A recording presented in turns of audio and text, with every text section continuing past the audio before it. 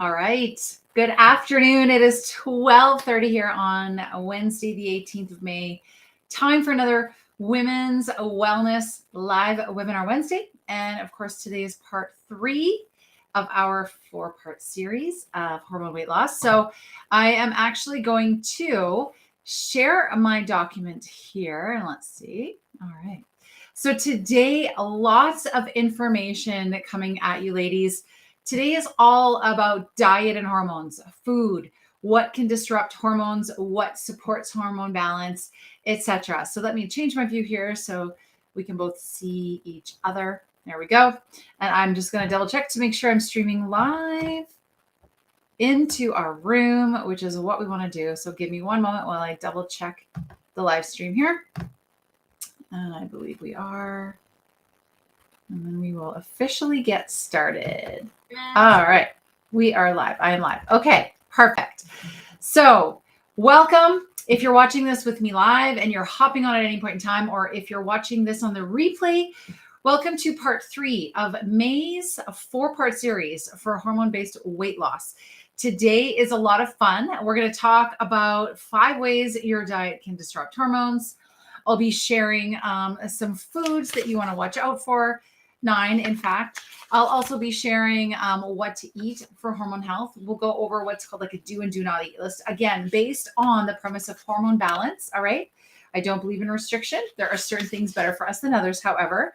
And we'll talk about resetting your hormones through 8 simple strategies. Finally, time permitting, I'll give you some supplementational support and advice for what you can include to help with that natural or more natural hormone balance. So my name is Julie Hodge. If you don't know me already, I am the owner of Julie Hodge Fitness, founder of Fitness Over 40. My website is www.balanceyourhormones.online. And every Wednesday, most Wednesdays, I go live to offer tips and topics and support for women, all about how to navigate perimenopause in good health, with more optimal health, balanced hormones, better immunity and gut health, and fitness strategies. So welcome, welcome, welcome. And let me get started. So let's just dive right in. And today I will talk about diet and hormones, beginning with 5 ways your diet can disrupt hormones. So as you may or may not know, certain foods are known to disrupt hormones and hormonal activity, which can lead to imbalances. For example, foods with chemicals, additives, or pesticides are the ones that are most notorious for hormone disruption. And they really, really require a very deep look at how they are impacting your life, your health, and your environment. Before we look at the specific foods that disrupt hormones, I do want you to understand how, in fact, they do mess with your hormone balance. Okay, so when you consume hormone disrupting foods, those more harmful particles or the chemicals that they contain enter the body and affect the body in one of the following 5 ways. So I'm going to dive right in here and let you guys know what those ways are. The first way is they can cause overstimulation or inhibition. Okay, so we'll get on to the right slide. So if you're watching live, welcome. If you're watching on the replay, please type replay in the comments. So overstimulation or inhibition, and I'll talk about this just a little bit more. So this is hormone disruptors that can cause overstimulation, okay, of the hormone receptors, or they can inhibit the hormones themselves from binding to the right receptors. Okay, so if you think about hormones being the messengers, and we'll use the mail, for example. So you write a letter, you put a stamp on it, you bring that letter to the mailbox, and then that piece of mail is delivered to the recipient that it's intended for. When there's overstimulation or inhibition, it disrupts that piece of mail getting to where it needs to go. Or the wrong piece of mail, okay, binds with the receptor meant for that other piece of mail. The second way that our diet and what we eat can disrupt our hormones is through mimicking or blocking our body's response to endogenous hormones. Meaning, endocrine disruptors will also and can also mimic natural hormones in the body. The result is that the actual hormones will not get activated at all, effectively being blocked. The third way is it can disrupt hormone clearance. So some endocrine disruptors have also been shown to interfere with the natural process of elimination of hormones from the body. Typo there. When the process breaks down, we can get a drastic increase or decrease of active hormones. The fourth way is some of the foods we eat, depending on what it is, can also disrupt our gut microbiota. Okay, this is like the good gut health that we want, but it can be disrupted. So some of these disruptors act as what's called obesogens. Okay, and it's probably what you think. So these are chemicals that disrupt your gut bacteria diversity and lead to weight gain. Issues like estrogen dominance can be attributed to this, and it's driven by the overgrowth of gut bacteria and excess adiposity. Adipose tissue equals fat. Okay, good way to think of that. This extra body fat can then lead to more fat cells, which leads to higher levels of estrogen in the body, and it's sort of like a vicious cycle. So that is the fourth way. And then the fifth way is increasing estrogen and androgen levels. So some foods like conventional dairy products, for example, directly affect hormonal levels as they contain high levels of synthetic hormones. So, I mean, just another reason again why we want to be very aware of what we're putting in our body, choosing obviously non-GMO and then also certified organic. Non-GMO has its own rules. It has to follow certain things. Non-GMO does not mean it cannot have been treated with certain chemicals. Okay. There's a little misunderstanding there. When you're looking for food, non-GMO is step one, but step two, find foods that are certified organic. And that means they are not allowed to contain other chemicals, synthetic chemicals. So you may want to do a little research onto the non-GMO project labels you see on a lot of foods, which does not mean you're not getting synthetic chemicals, versus organic, fully 100% certified organic. So you might want to look that up. So those were the 5 ways diet can disrupt hormones. Okay. Let's move on and talk now about those 9 foods to watch out for. Because again, knowledge is power, and being knowledgeable and knowing gives you then the empowerment to either make the choice to eat or not to eat something, depending on what you're willing to do for your health and what you're not willing to do. So we're going to talk about 9 foods to watch out for. At the top of this list, no surprise, sugar and sugar substitutes. So sugar is by far the biggest offender for foods that cause hormonal imbalance. All right. And hormonal imbalance issues overall. Most people understand that more sugar equals more calories, but it goes beyond that. Okay. Sugar affects your hormones, and your hormones control everything about your body. Hormones are the boss, ladies, not calories at some point. Okay. So with sugar affecting our hormones and our hormones that control everything in and about our body, the hormone most affected by sugar is, can you guess which one? If you guessed insulin, you are correct. Insulin is a top tier hormone and has a major downstream effect on all, in all caps, all your other hormones. So I'm just going to repeat that again. The hormone most affected by sugar is insulin. Insulin is a top tier hormone and has a major downstream effect on all of our other hormones. So one of the first things you can do, and I always talk about like needle movers or the big domino. One of the first things you can do when you're looking at affecting some pretty significant change is to remove, eliminate, or completely, or sorry, very much minimize the amount of sugar and sugar substitutes that are in your everyday diet.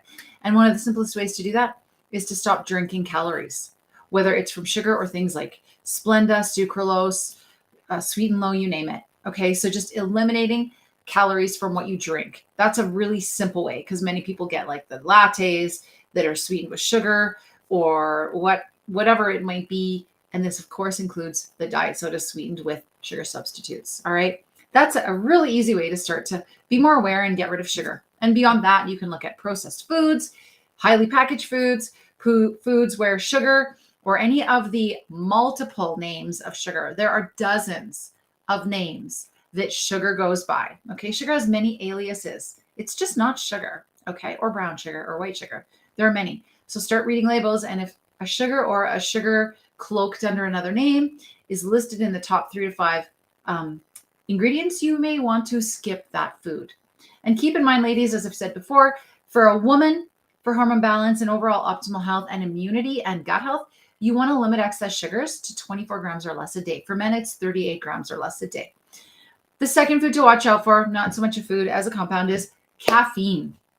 The combination of sugar and caffeine can have a massive impact on the hormone cortisol, like double whammy time. Apart from insulin, cortisol, the stress hormone, is also affected. Our bodies secrete cortisol to deal with stress. And naturally, throughout the daily rhythms, cortisol levels are highest in the morning to help us get up and get moving and go about our day.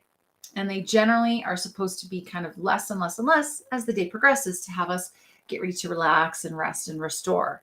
However, when we have sugar-reduced inflammation, cortisol production goes into overdrive to try and cope with that. Additionally, caffeine spikes cortisol production levels. Cortisol spikes create a very stressful environment within the body. So I suggest limiting your caffeine intake to 1 cup, maximum 2 cups of organic coffee per day without sugar and dairy. Okay. You can do an unsweetened non-dairy if you need a splash of that in your coffee. Be aware, make sure it's unsweetened. Okay. We don't want those added sugars. The third food to watch out for are those industrialized cooking oils. And again, if you are watching with me live, please just say hi, type in if you're popping on live, or if you're watching this on the replay, give me a comment to say, hey, watching the replay. I'd love to know what it is your biggest takeaway today as well. But let's talk about industrialized cooking oils. Industrialized cooking oils such as GMO processed corn, soybean, canola, and vegetable oils are known endocrine disruptors.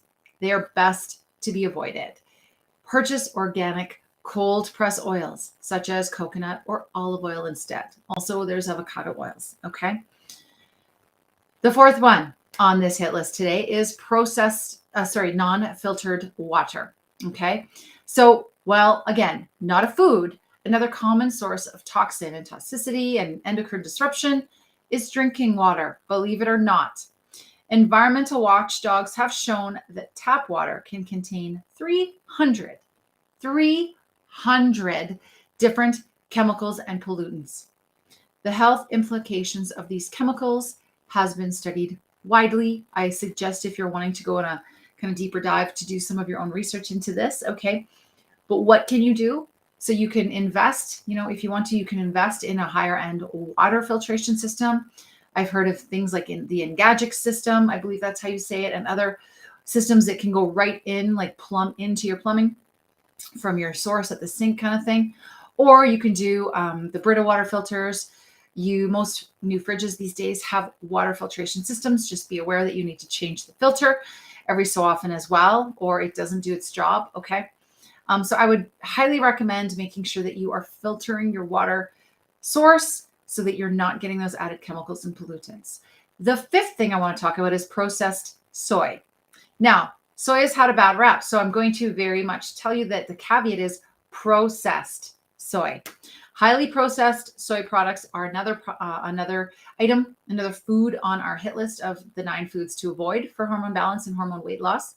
Okay. The good news is, let's say you're a vegetarian or you like soy, that's fine. You absolutely can.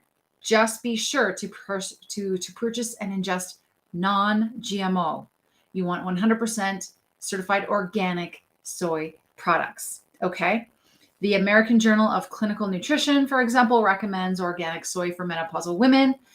If we rewind back, months ago now, I did a Nutrition 911 where I shared some really, really groundbreaking multiple studies over the last dozen years of the impacts of a vegetarian or plant-based diet, including organic soy products, on reversing things like diabetes, PCOS, endometriosis, and helping women even become more fertile with the ingestion of those things. So just be sure to avoid the highly processed and non-GMO and non-organic soy products, okay?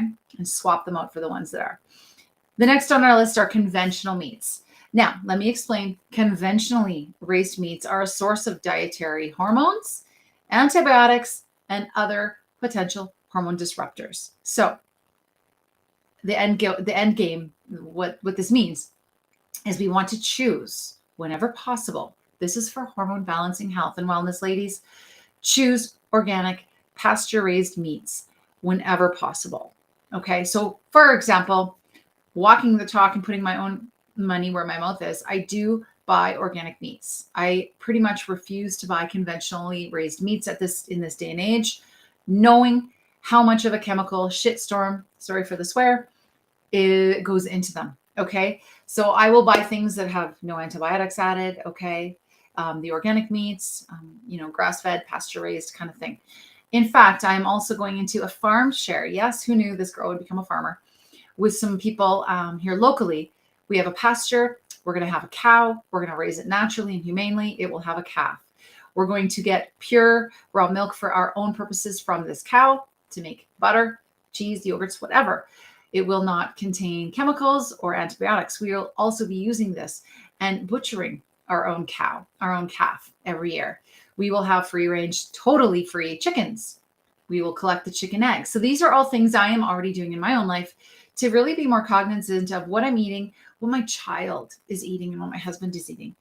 It's also a much more sustainable way, given how things are going, to know what your food is, where it's coming from, and make sure that you know the quality of what's being put into it. Okay. Learning how to try and control the things you can while knowing which ones you can't and making the choice from there.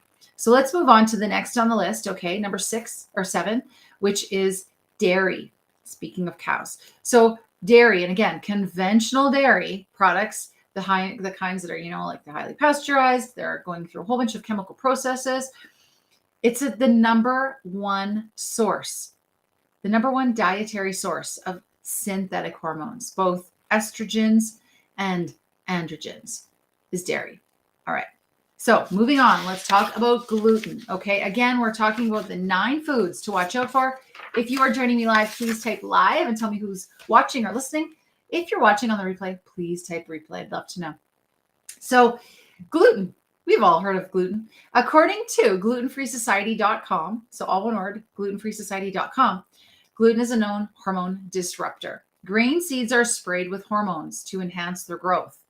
The pesticide, fungicide, and herbicidal agents used on grains are also hormone disruptors. Okay.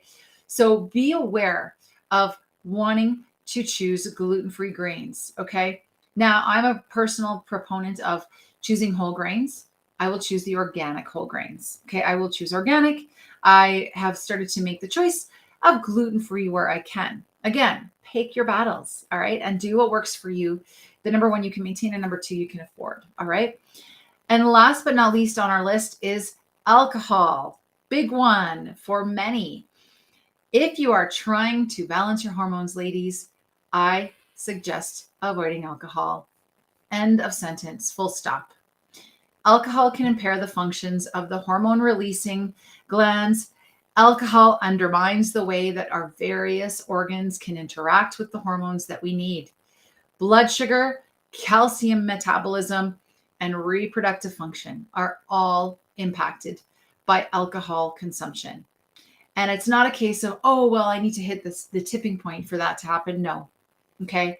Alcohol does this period, whether it's an 8-ounce glass of wine once a week or twice a week, or, a beer here and there. Alcohol impairs the functioning of our hormones. Okay. So if you really truly want to see significant changes happen with immunity, with sleep, with the impacts of your fitness regimen, with hormone balancing, energy, whatever, look at minimizing or completely getting rid of alcohol altogether. Okay. Nothing bad or negative has ever come from not drinking alcohol. All right. And I'll leave it at that. So moving on here. So let's talk. So those were the 9 foods to watch out for. Now, of course, everyone wants to know, so what do we eat for hormone health? So I have a bunch of information here that I may have to get off screen to go through. So let's talk about what to eat for hormone health? Well, number one, I'm going to walk you through in a couple of minutes. I'm going to walk you through the eat and don't eat foods for a list of suggestions. But I want to start with the big top thing that we could all benefit from starting to incorporate more into our daily nutrition diet if we do not already. And this is probiotic foods. Okay. So probiotic foods for the hormone health win. And let me explain. While still in its infancy, so to speak, there's a lot of research starting to come out regarding gut health and hormones that shows that it may be possible to improve hormone-related health issues by sustaining a healthy gut microbiota. So number one, eat cultured foods. This would be things like sauerkraut, kimchi, cultured root vegetables, traditional pickles, fermented relishes, preserved carrots, preserved lemons, other fermented vegetables, and unpasteurized miso. Consume only homemade or real cultured foods. This is important from the refrigerator section of your store. You don't want the fermented or cultured foods that sit out on a shelf. Those same store shelf products are made with a vinegar brine.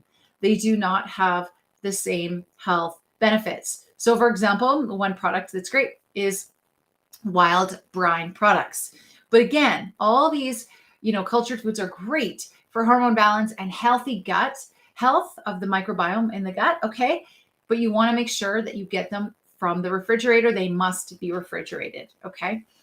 Let's also talk about fermented dairy. So previously I said the conventional dairy. Okay. But a fermented dairy has some health benefits. And what I mean by that is plain organic, unsweetened yogurt or kefir. Okay. Kefir, kefir, however you want to pronounce it. That is an example of a fermented dairy that actually has positive gut microbiota benefits. So plain organic, unsweetened yogurt or plain organic, unsweetened kefir, not the sweetened kind. Okay. Because then you're getting the sugar and it's kind of negating that balance. Also, prebiotic foods. Now, prebiotic foods, these are things like resistant starches, artichoke, dandelion greens, garlic, leeks, onion, asparagus, and you're going to love this, real dark chocolate. These are prebiotic foods. These foods are high in soluble fiber, which acts as food for your microbiota. So they should be eaten raw to receive the full prebiotic benefits. So I'm just going to tell you what those are once again, in case you are taking notes. So consuming these raw to receive full prebiotic benefits, they would be resistant starches, artichokes, dandelion greens, garlic, leeks, onion, asparagus, and real dark chocolate. You can also purchase a prebiotic supplement or a symbiotic formula that has both prebiotics and probiotics, okay, from your local health food store or things like Full Script or, if you work through a naturopath, kind of a thing. Now, also probiotic drinks. So these are things like kombucha, Good Belly Shots, that's a brand, Kavita, coconut kefir, again, unsweetened, okay, and coconut water kefir. And you can actually start your own too. There's like coconut water kefir start kits. I have one. I've never actually done it yet, but you can kind of culture your own at home if you choose to do some research into that. I mean, the ultimate, I guess, theme is that's coming out of all of this is really staying away from your reliance upon pre-processed, pre-made, quick fix, conventional foods and drinks, and learning to cultivate more of a mindful approach to eating that is like eating from the earth, choosing more organic and natural and raw, choosing pro and prebiotic foods, being aware of the types of chemicals and endocrine disrupting synthetic materials that may be in the foods, from water to drinks to foods that you are eating. Okay. So those are some really great ideas of probiotic foods. Okay. So the fermented dairy, the prebiotic foods, the probiotic drinks, and the cultured foods found in the refrigerator. So at the end, I'll share some of those eat and don't eat foods to give you a little bit of more idea, but let's move on to resetting your hormones. Okay. So now I'm going to talk about how to reset your hormones. But first, let me just say that the best way to get your hormones back on track and restore a healthy weight is to fix hormonal imbalances. And how do you fix hormonal imbalances? By changing the way you eat and adopting a healthy lifestyle. Balancing hormones naturally is not a quick fix. I will repeat, balancing hormones naturally is not a quick fix. So a 7-day challenge or even a 30-day challenge is not going to be enough if your goal is natural lifestyle change, hormone balance. Having said that, it can take 3 to 6 months, possibly more, depending on what's happening with your own physiology, from lifestyle and dietary changes combined to see those changes and those results. Okay, so anywhere from 3 to 6 months or more to see, feel, experience the results from dietary and lifestyle changes that are happening in conjunction. Okay, the key is to be consistent. Consistency plus commitment equals change. And again, I cannot stress it enough. We are dealing with a different scenario when we are looking at hormones. We are dealing with a different approach. Quick fixes don't work. In fact, they may make the symptoms you experience even worse. They may lead to even more belly weight gain. I cannot stress that enough. Okay. So I'm going to share with you 8 simple strategies to become mindful of that can help you reset those hormones. Strategy number 1, eat a hormone healthy diet. So I will, every month, for example, for my meal plan, the monthly meal plan club that I offer, every month you receive 4 weeks of hormone healthy balancing meal plans that outline what to eat for breakfast, lunch, dinner, including snacks. It also includes a bonus omnivore recipe guide with additional meat-based meals and snacks if you want to sub out what the 4-week guide gives you. It also comes with a plant-based recipe guide with different ideas. So that's an example of a solution I've put together to help women eat a hormone healthy diet. Very soon, I will be launching an automatic flexible nutrition program month to month that you can access to customize and pick and choose a really healthful diet for yourself without the need for coaching calls or what have you. That is coming soon. So a lot of resources that I have available if you want the support, because not having a plan leaves you without a plan, which means you don't have a plan, which means you don't get the results you want. That's another vicious cycle. So if you're looking for a plan, I can help you with a plan.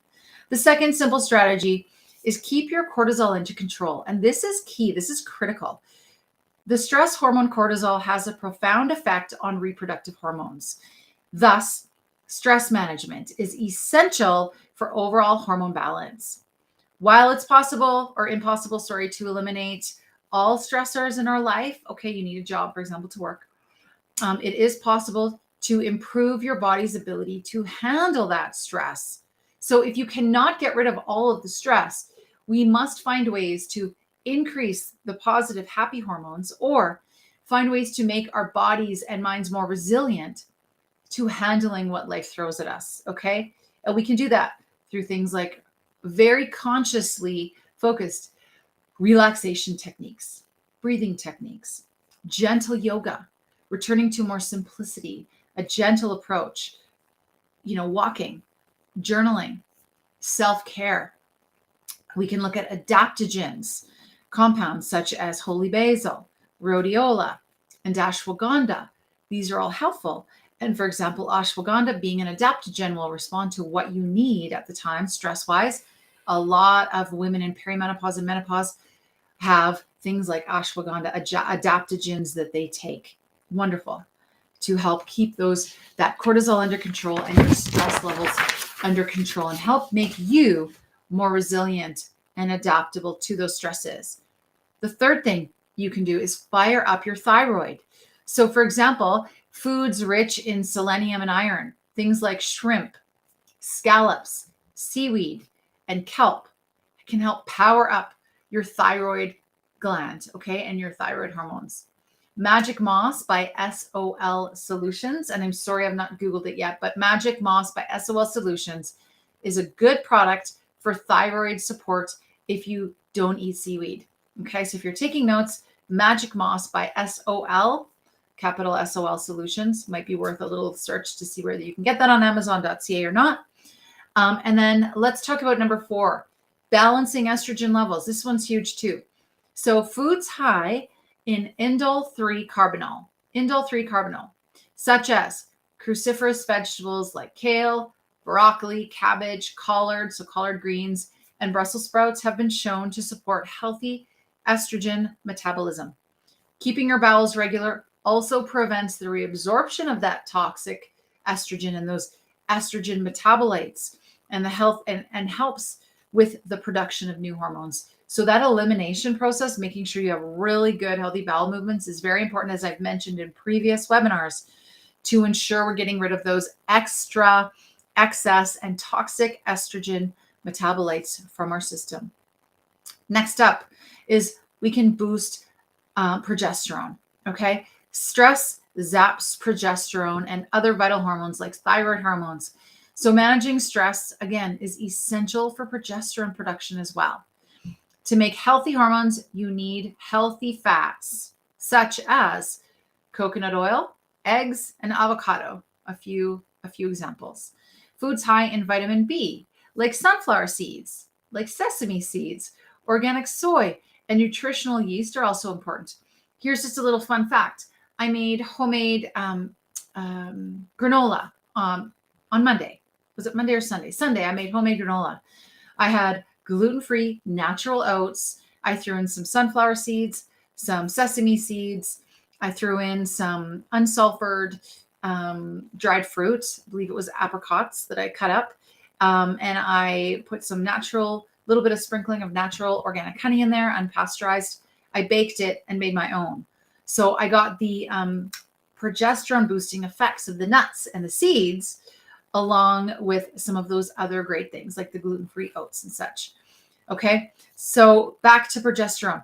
Since progesterone is primarily made in the ovaries, foods rich in inositol, okay, inositol, however you want to pronounce that, like buckwheat and chickpeas that support our ovarian health may also be helpful.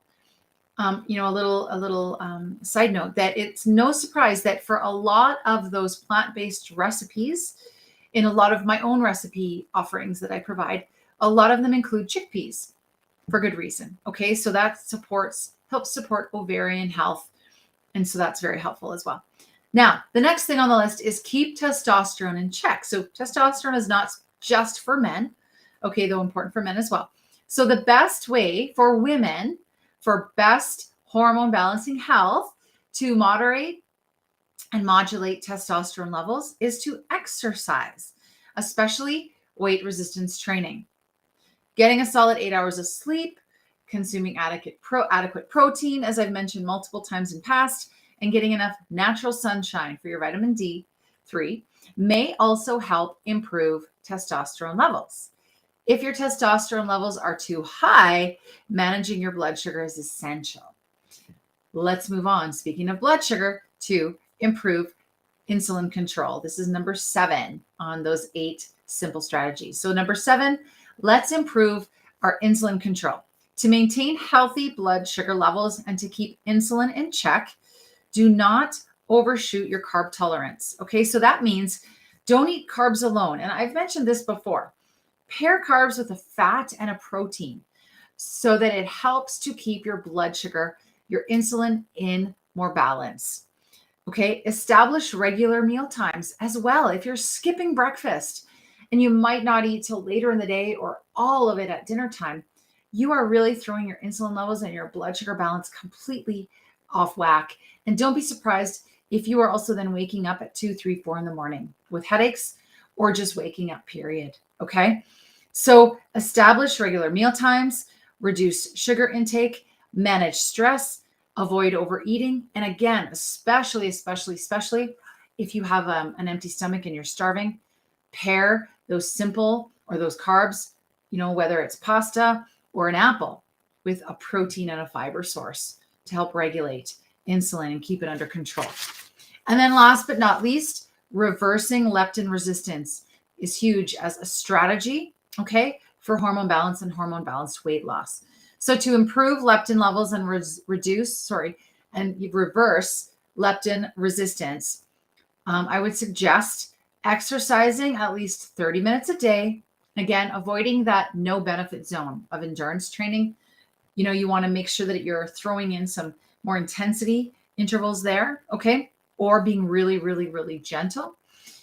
Reducing stress, getting better quality sleep, improving thyroid health, eating healthy whole foods, avoiding yo-yo dieting. Again, those 7 or 30-day like crazy fad diet kind of challenges. Be aware of anything that is restrictive for hormone balance. Number 1 rule.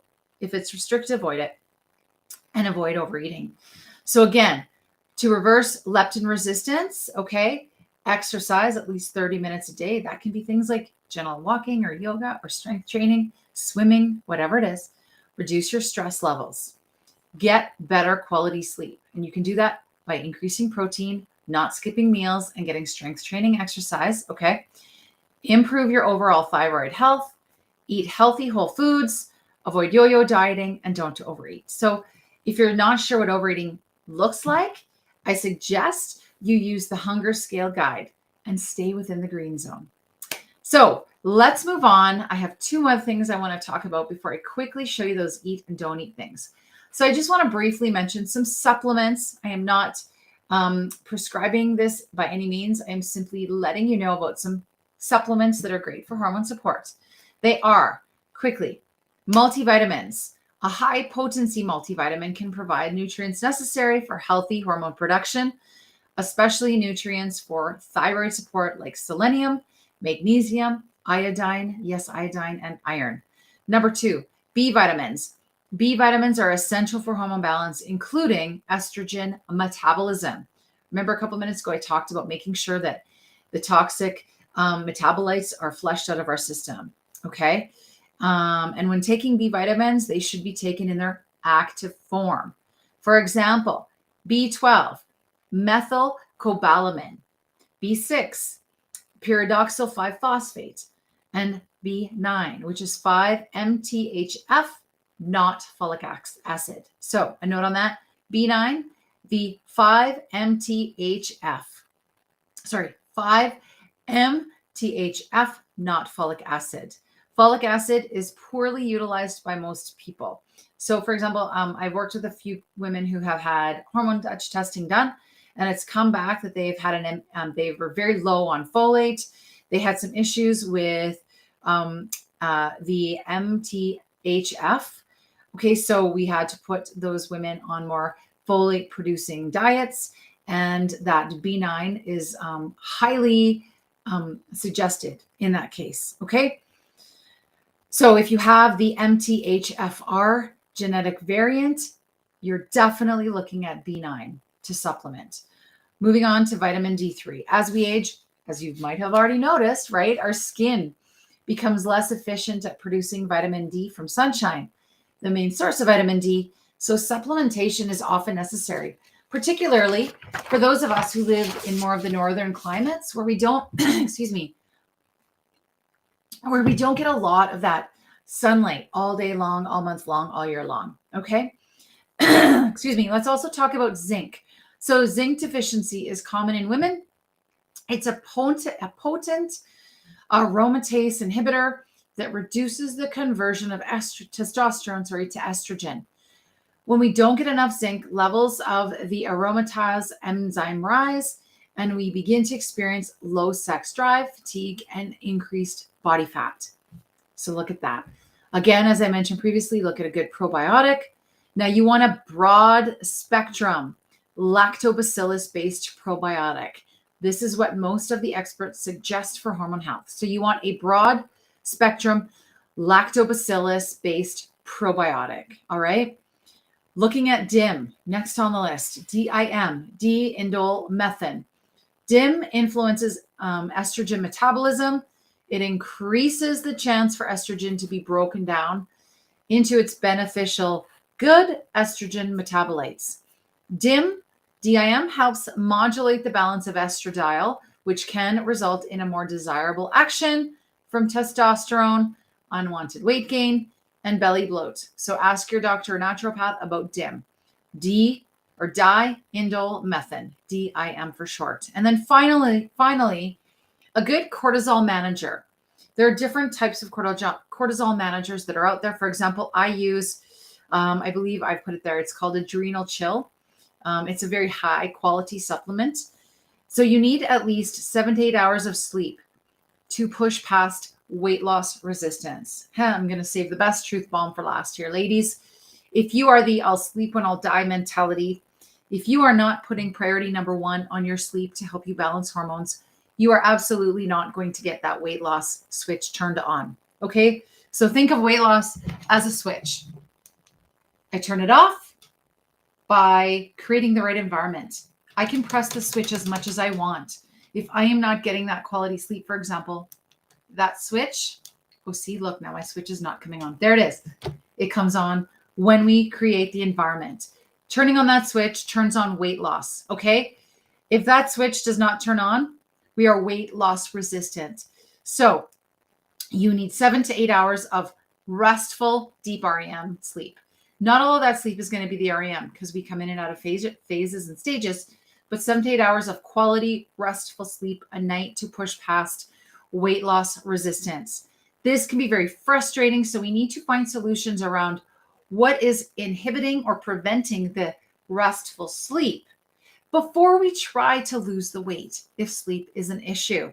And again, remember, for healthy hormone balance, to get past the weight loss resistance, to turn on weight loss, it can take 3 to 6 months of working to gently nurture, nourish, massage, and work with what's happening to balance those hormones first. Again, no quick fixes here. If you are in that position, learn to lean into grace, learn to lean into gentleness, and be patient and committed and consistent in the process. So there's one product called Cortisol Manage, which can be very helpful in reducing stress and improving sleep. A cortisol manager helps support the HPA axis so that you can wind down and get better sleep at night.